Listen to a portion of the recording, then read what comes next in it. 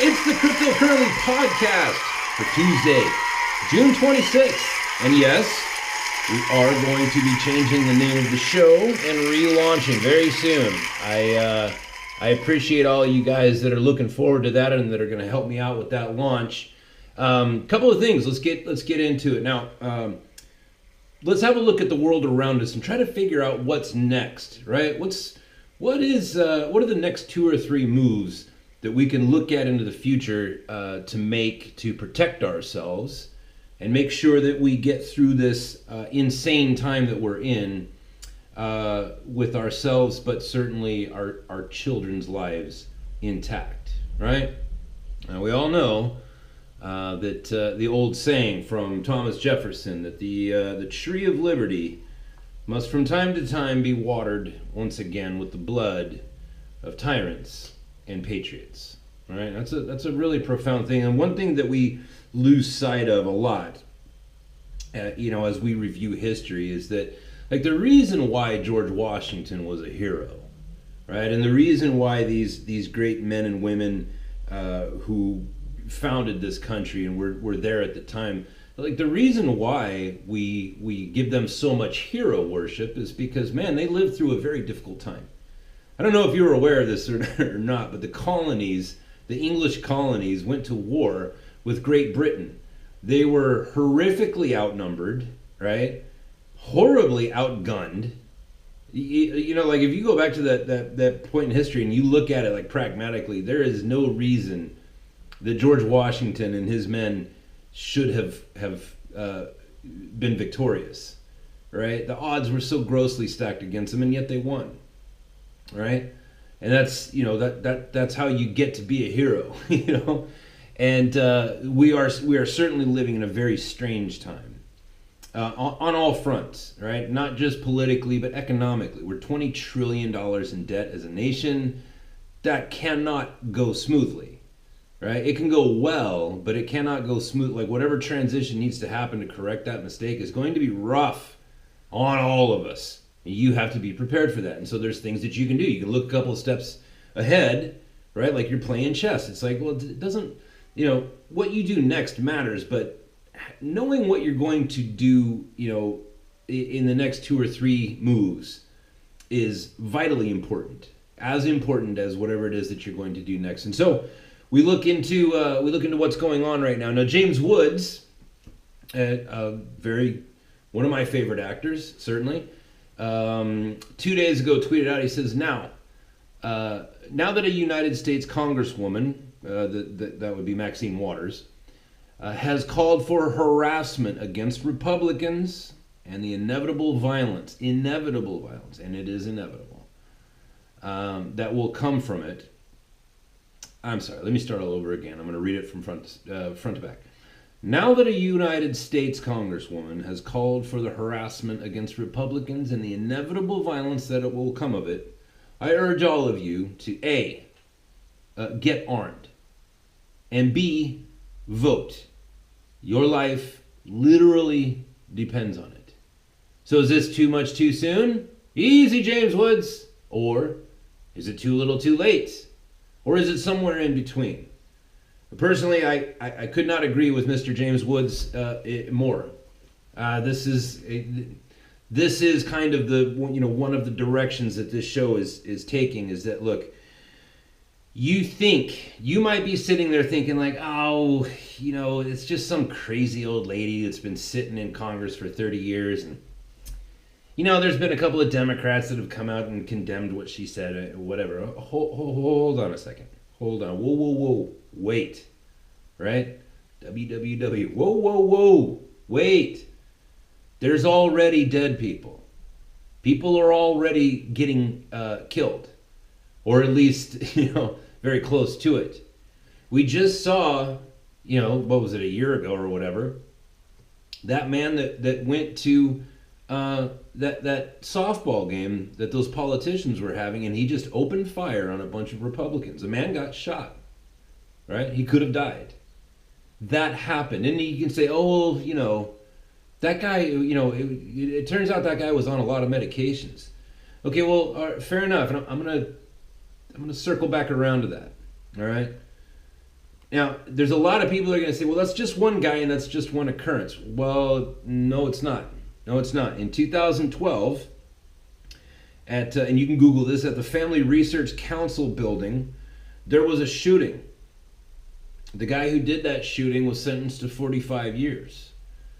And the reason why he did that shooting, according to him, was that because he was incited, he was angered by some of the things that the Southern Poverty Law Center was saying about the Family Research Council. The Family Research Council has a very firm stance against abortion, right? They're very pro-family. They are very pro-Jesus, right? And the Southern Poverty Law Center, they don't like that. They don't like families, they don't like babies, and they certainly don't like Jesus. Now, why is this important? That you say, oh, that happened in 2012. Exactly. Right? This culture of hatred to violence that we're seeing on the left, it's not you're no longer in a position to deny it. You can sit there and make excuses, all right? And let me just warn you against that. All right, now again, when you Google that, you will find that man was on an incredible amount of mood-altering drugs. So you could say, well, again, Pete, I mean, these are just crazy people. Okay, well, let me ask you something. Like, in your estimation, how many people in America right now are taking drugs of any sort prescribed to them by their doctor?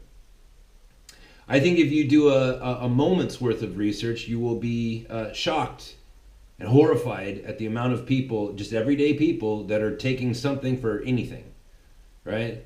And you could say, like, well, I mean, there's all kinds of different. There's a lot of people just taking drugs for their cholesterol or whatever. It's like, okay, well, do you think that you can put something in your body and not have it affect you? Right? If you're putting chemicals into your body for any reason, it's going to affect you. It may not be horrible. It may not be very good. It might not turn you into a Zen Buddhist. It might not turn you into the devil, but it's changing you somehow, right? Our nation is drugged to the gills right now. So if you want to lay back on the idea, it's like, oh, well, that's just two people, and they were both on a lot of medication, right? Well, there's a lot of people on a lot of medication.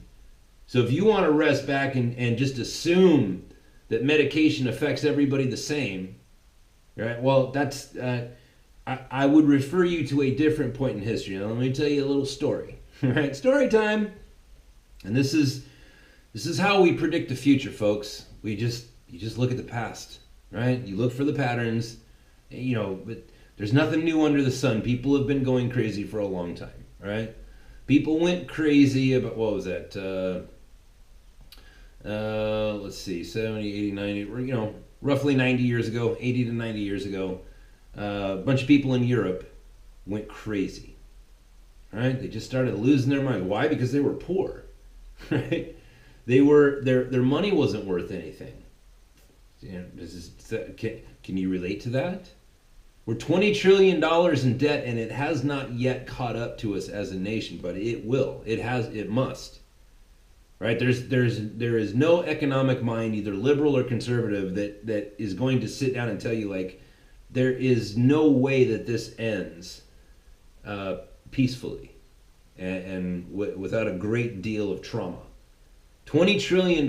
It's to try to conceptualize that. I'll tell you what, you do it instead of me doing. Why don't you do it? Why don't you figure out how much money that you would have to spend in a single day, right, to spend $20 trillion over the course of 72 years, which is the average lifespan of a grown man. Like 72 years is about how long you're supposed to live. So you figure out how much $20 trillion is by going in and figuring out how much money would you have to spend every single day to spend $20 trillion over the course of 72 years. And then look at that amount of money and say, do I think that I could actually spend that much money in a day by buying things, right? Homes and cars and boats and whatever. It's an insane amount of money. And that's how much debt we're in. You know what I'm saying? Like there's no getting out of it. There is getting through it, but there's no getting around it, getting out of it. Like those are the cases. So I want to, in response to James Woods and the the growing hum of that sentiment, like arm yourself and vote, because people are going crazy and people are killing other people. This thing that we saw with the red hen thing, like it's fodder for the evening news, but there's something bigger at play there, right? You're throwing people out of your restaurant because you don't like what kind of people they are. Oh boy, that's eerily reminiscent of a period of American history that we just got out of, right? Like most of the people that were alive then are alive now. You know what I mean? Like it's not that far in the past. There's many people that were alive back then and cognizant that can tell you what it was like to live in those times. You're not removed from it. You can be listening to this and be 24 years old and be like, oh, that was old people. It's like, no. Those people are still alive. You share time and space with those people. So they're not that old. It wasn't that long ago. Those people are still alive and you can talk to them and they will be, clear in their speech. Like it's not just some, it's not like looking at the Civil War where it's like, yeah, well, that was 150 years ago. And it's like, no, those people are still alive. So let me point that out to you where it's like already we're seeing, we need to separate these people from us. Like, like a certain group of people would, make another certain group of people wear an armband so that they would be identified as like, oh, you're the bad people, right? And now Democrats are not only doing that, liberals, they're not only doing that, they're cheering for it. And we see Maxine Waters getting on, getting some FaceTime on TV or social media or whatever, whoever it was that had that phone, and we see like she's saying like you have to go out and harass these people. Okay, well that's all right. Number one, there's a very good case to make it like that's against the law what she did. Your freedom of speech does not include inciting people to violence. In fact, it's strictly forbidden. But just take this step by step and think in these terms, right? Nazi Germany in the 1930s. Those people that were living back then, like there were a lot of people that saw what was coming and they left. You go back to after World War II, the Jews came up with a slogan. Never again, they said. Never again. Well, never again what? Oh, never again are we going to allow humanity to do this? No, that's not what never again meant. Not to those people. What never again meant is that after all that stuff was said and done, and all those 6 million Jewish people, and another 6 million Christians and black people and whoever, and gypsies, 12 million people died in concentration camps. When the Jews said never again, they weren't saying, oh, we're never going to let this happen again. What they were saying is we're never going to fall for it again. Because there was a lot of Jews, a lot, that saw what was coming and they left. They're like, oh, this guy, this very charismatic guy who everybody seems to love, who's really good at public speaking, right? Who's very well educated. This guy is saying that we're the enemy. We need to get out of here. And a lot of Jews did. Now, some of them, unfortunately, they figured, well, I'll just go to my cousin's place in Poland, right? And that didn't work. That plan didn't work out so well, right? They didn't move far away enough. And some of them went to Switzerland. Some of them went to the United Kingdom. Some of them came to America. What that's saying never again was is they were saying like, dude, we saw it. And we know that we saw it because so many of us saw it so clearly that they could see the future so clearly, what was happening, that they crossed an ocean. They were like, I need to get as far away from this as I possibly can. A lot of Jews in that time, they moved to Argentina. A lot of Jews moved to Australia, right? In preparation for what they saw was coming. They were thinking 3 and 4 steps ahead, and they got the hell out. Never again When those Jewish people who came up with that slogan and started spreading it around their communities, never again, they weren't saying like, oh, we're never going to let this happen again. They were saying we're never going to fall for it again. You can see the writing on the wall.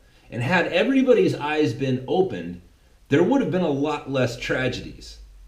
But other people were saying, oh, he's not really saying that. Ah, they're just people. It's just politics. No, it's not. Violence isn't coming to the United States. Violence is here. And you must use those amendments to the Constitution that the founders wrote. That was a love letter to you. They knew that one day that power would corrupt even our own government, which it has. Is there anybody who can argue to the contrary? It is clear now that the Democrats, they want a state-run society. Maxine Waters was rebuking the head of Shell, saying, you know what? Someday the oil industry is going to be run by the government. It's like, okay, like if you're a liberal, right? Even you have, I tell you what, why don't you give me one government-run organization? Even the military, right? I served in the Marine Corps. I love the Marine Corps, but let me tell you something. Government-run companies, the military, the post office, Amtrak, give me one government-run organization that isn't riddled with fraud and waste, right? You want the government running what fuels this planet, right?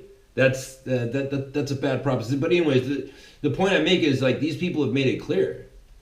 They hate Christianity, they hate conservatism, they hate anybody who wants to be free. They want people dependent upon the state, and they've been implementing that plan for decades. And guess who's on their side? These kids that you see running around, these people going around shooting people up, guess what they all have in common? Horrific amounts of student debt and medical debt. That's what they have in common. And when the Democrats come along and they say, hey, I see that you're in student loan slavery. I'll tell you what, if you vote for me, there's a good chance I'll set you free. I'll make it so it's all free. Vote for me, right? That's what they've been doing. These people, these kids that you see now. Here's another thing too. Go on to Louder with Crowder, Steven Crowder. Today's episode. He just did I don't believe in transgender, whatever. Change my mind. He did a change my mind segment, and this girl called out to all of her friends and said, "Firebomb these people." It's right there. You can see it. This young lady called out to her friends to come and assault this man and his crew with a firebomb. Right? And I don't know how she's not arrested, because it's clear in her messaging. It's like, oh, she used emojis and whatever. It's like, no, that's still a language. If you expressed, that, that's still, I don't know how she's not arrested. These people, liberals, right? The crazed masses of these people, you go look at them. Look at that crowd. They're all kids that are riddled with student loan debt. No one, and the Democrats come along and say, I'm going to make it all better. I'm going to give you your freedom. But you have to resign your will to the state. Because we want the state to run everything. And when the state runs everything, then everything's free. That's who these people are. And they see you as the reason why they are still in debt. And when they go to the hospital and they get charged, for the services that they get provided to them, they get a bill. And then they're in medical debt. And they say, why am I in medical? Why isn't all of this just free? Oh, it's those Republicans, right? And the Democrats are saying, if you vote for us, we'll make it all free. We will give you your freedom back. You who are now enslaved in debt. That's who these people are. They see you as being the problem. They see you as being the plantation owner. When in fact, it's the Democrats. It's Democrat policy, the reason why student loan the cost of education goes up 10% every year in California and 8% nationally. That's an insane amount of increase, by the way. And I would like to get into the economics of that right now, but I won't. James Wood says, arm yourselves. And I say arm yourselves. One, because it's your right. Even if you're in California, believe it or not, you still have a constitutional right to bear arms and form a militia. You have that right. During the Obama years, I have friends that, well, they're not friends anymore, but they'll still call me a hypocrite because I would be bashing on them every time they said, like, Obama's coming for your guns, Obama's coming for your guns. You need to stand behind the Second Amendment. I always thought, like, the Second Amendment stands on its own. It seems pretty clear to me. Why would I need to stand up for it? It's right there. It's in our Constitution. You can't remove it, or else we wouldn't be a nation anymore. If you change the Constitution, then you no longer have the nation of that Constitution.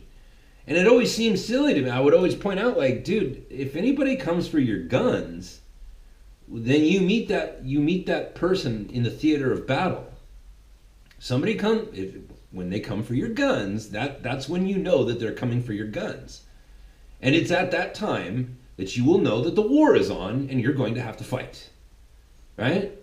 And woe be to that poor police officer who's just thinking to himself, like, oh, I need to follow my captain's orders and infringe on this citizen's right and infringe on this citizen's freedoms. Because if I don't do that, I won't get paid anymore and I won't be able to feed my family. Woe to that man.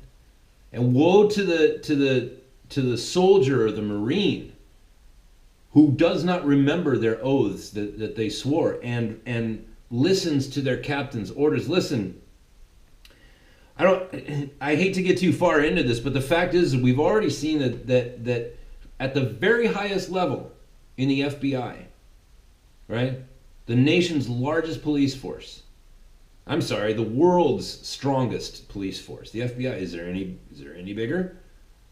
Is there any more powerful than the FBI? And the very highest, James Comey, the director of the FBI, the very highest, turns out that he was trying to subvert the will of the people. He was letting off people from committing what appears to be treason.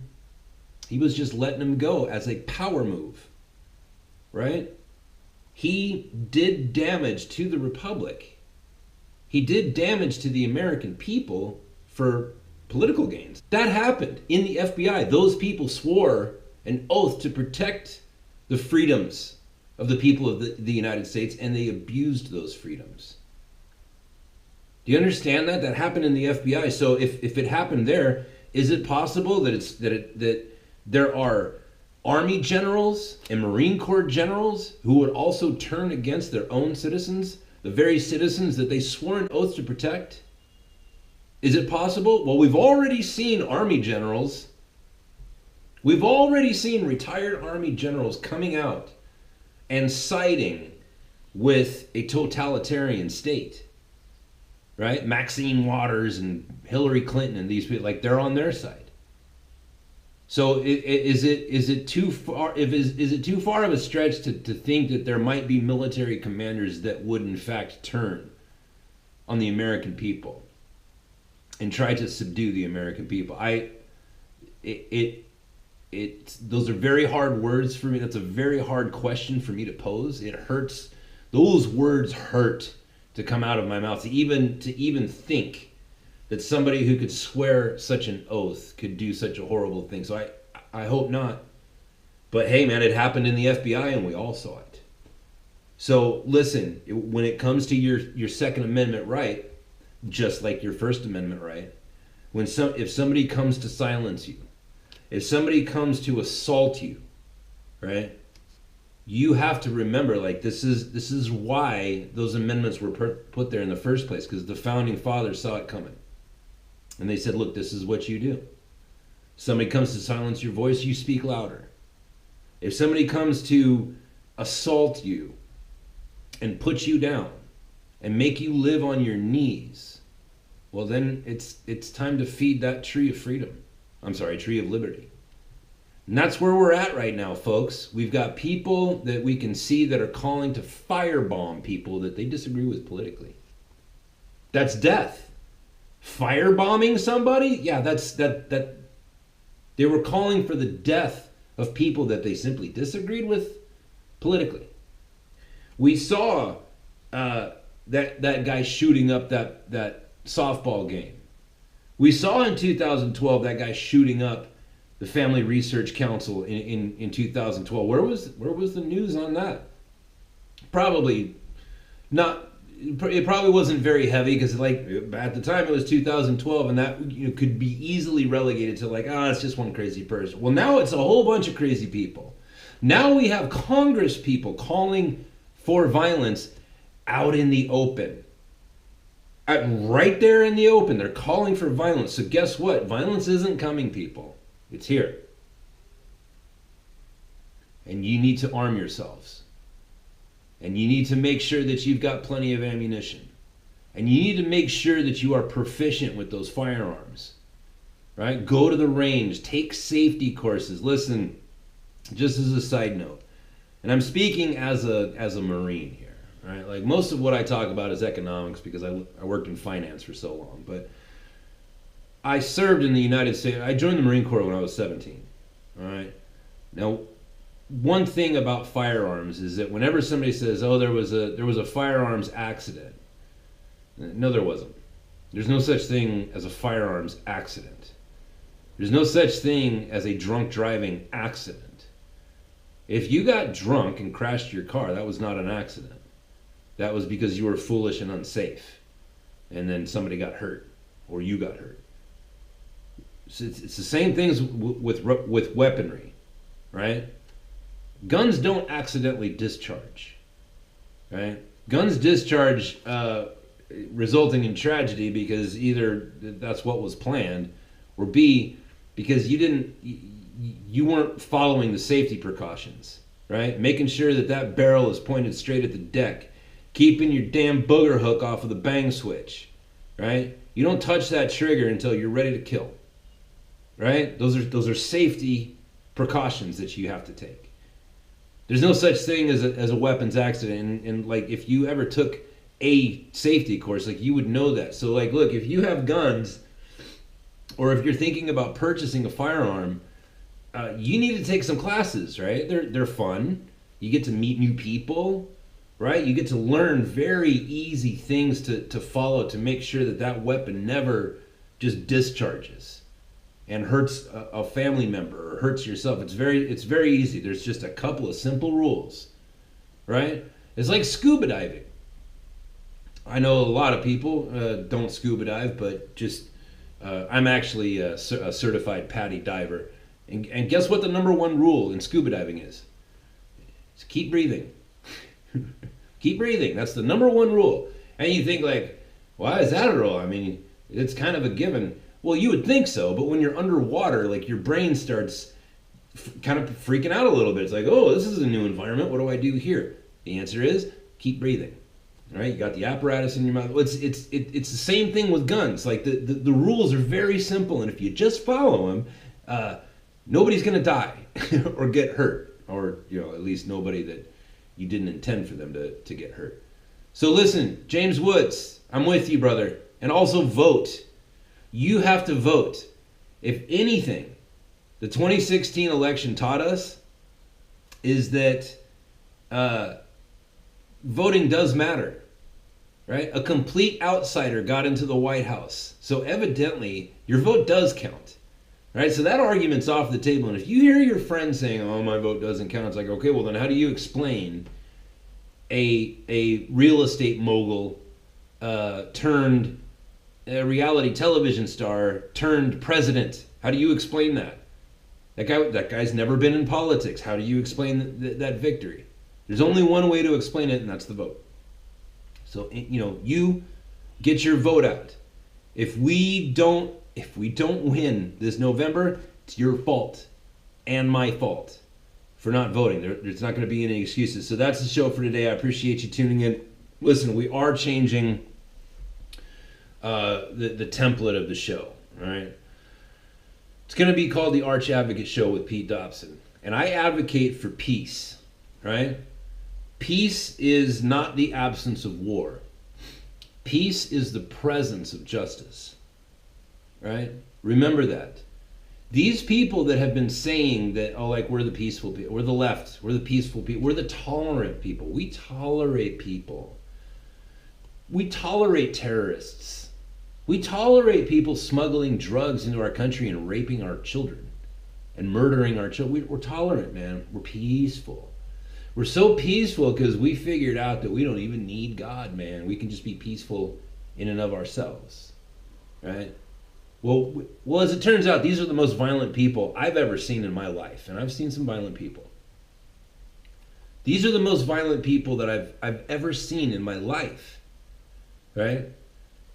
Peace is not the absence of war. That's what those people have meant by that.